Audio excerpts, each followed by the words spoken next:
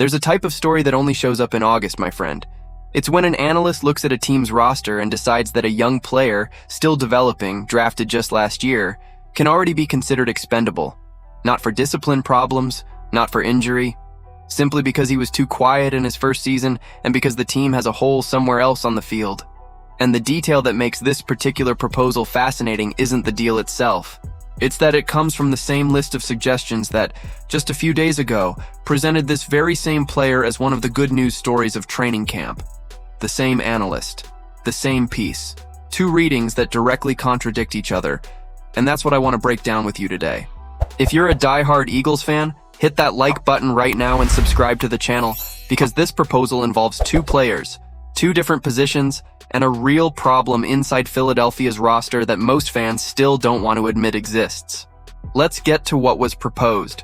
Anthony DeBona of the Philly Special Show put together a list of 5 trade ideas that, in his view, would make sense for the Eagles before the season begins. One of them sends a second-year defensive tackle to the Houston Texans and brings back a tight end. DeBona's reasoning goes like this. Houston has surplus depth at several positions that could appeal to Philadelphia, and at the same time needs developmental material along the interior of its defensive line. Excess against need on both sides. And the player who'd go out in that deal, the Eagles' 4th-round pick in the 2025 draft, is Ty Robinson. Now let's get to his numbers, because they explain why his name showed up on that list. In his rookie season, Robinson was essentially a non-factor. He played 11 games and finished with 5 tackles, 1 quarterback hit, and 1 pass deflection. 5 tackles across an entire season. There isn't much to interpret there. It was a quiet year, the kind of debut that leaves a player at the bottom of the rotation and starts making a franchise wonder whether that was just an adjustment period or whether it's the athlete's actual ceiling. DeBona's thesis is that the kid would benefit from a change of scenery. He acknowledges that Robinson has shown flashes recently, but argues that he needs to sustain that level consistently. And then comes the condition, which is the most important point in the whole proposal. If Robinson stays quiet during the preseason, then he could be sent to Houston. In other words, this isn't a suggestion for right now. It's a conditional trigger, dependent on how he performs in the coming games. And the player who'd come back in exchange entering his 3rd NFL season is Cade Stover. He's a tight end and has spent most of his time as a backup in Houston. Across 2 seasons, he has 27 receptions for 209 yards and 1 touchdown. Modest numbers, no doubt. But the logic behind choosing him has a concrete basis. Houston signed multiple tight ends this offseason, including Foster Moreau and Marlon Klein. As a result, Stover is now battling for the 4th tight end job on that roster. A player fighting to be the 4th man in line at a franchise is exactly the profile that becomes available in August. And the argument in his favor is balance. He has played a lot of football for his age and brings a reasonable combination of blocking and pass catching, which is precisely what a team looks for in a backup tight end. He isn't a savior. He's a functional solution. Now let's get to the real problem that holds up this entire proposal, and here things get uncomfortable for the fan base. The tight end position behind Dallas Goedert has not impressed anybody in Philadelphia. Johnny Munt is a good blocker, nobody disputes that, but his profile is limited in the passing game. And the 2nd-round rookie, Eli Stowers, has not lived up to expectations so far.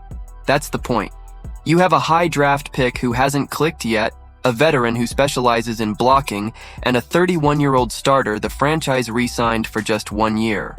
Do you understand the size of that risk?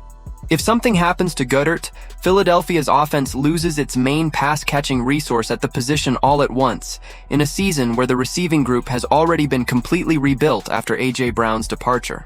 That's why this conversation about a backup tight end refuses to die. It already came up with Zach Ertz's name attached. Now it comes up with Cade Stover's. The position is the same.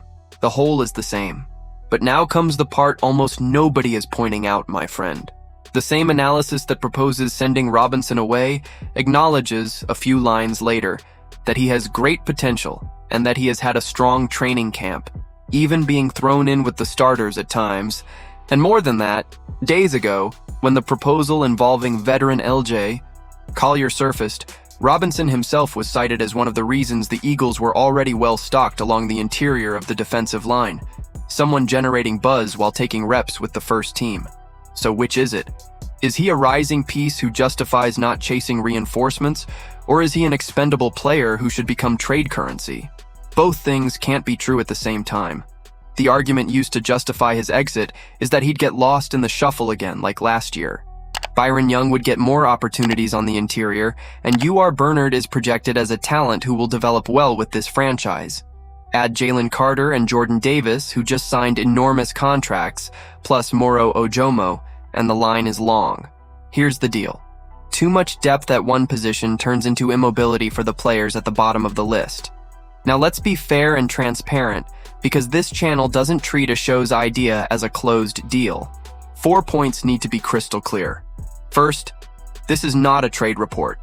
There is no information that the Eagles and Houston have discussed anything resembling this. It's an analyst's suggestion, published as an exercise for debate. No insider has reported any movement. Second, the proposal itself is conditional, and the author makes that clear. It would only apply if Robinson stayed quiet through the preseason. Since he has been drawing praise in camp and has already taken reps with the first team, the very trigger for the idea might simply never happen. Third, the player who'd come back doesn't solve the problem in any definitive way.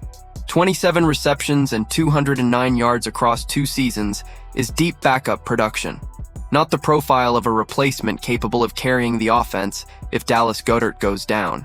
It would be a marginal upgrade, not real insurance.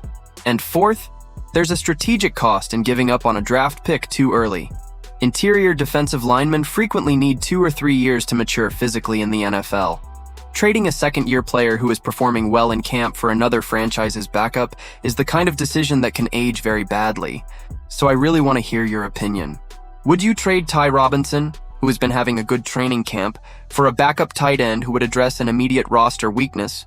Or do you think the Eagles need to be patient with a draft pick who only has 1 year in the league? And going deeper, if you agree that the tight end spot behind Dallas Goedert is fragile, which path do you prefer? Betting on Eli Stowers developing during the season, chasing an experienced veteran on the free agent market, or paying the price of a trade? Right now? Drop it in the comments, I want to read what you think. Don't forget to hit that like button and subscribe to the channel. I'll be back later to update you with the latest Eagles news.